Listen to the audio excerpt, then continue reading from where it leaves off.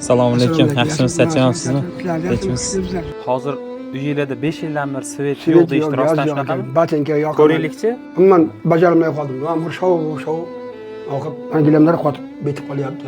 Odamni qiyinchiligi mana shu ko'z yoshidan bilinadi-da. Mana bu tuflilaringiz ham ancha esib ketibdi. Shu sharoit shunday, ilojim yo'q. Qachon olgansiz buni? Bu nima desamagan musordan chiqdalab terib nima qilaman. Siz aytganda aybi yo'q.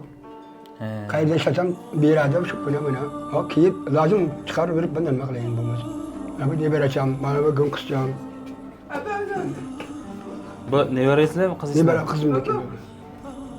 Yo'q, bu nom ham.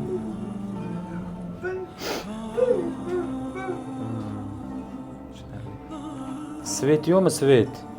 Svet yo'q. Oho. Mana shu xolaga. Tepalar o'ram. Bu boshqa gapim. Suv o'tib ketadi, mana shu suv bo'lib ketadi deb tushuntiryaptilar. Gilamlar rasvo. Gilam yo'q. Bu nommi hozir?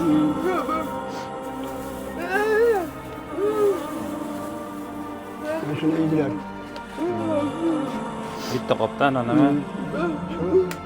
Kunlik chiqadi. Chop qilaman deydi.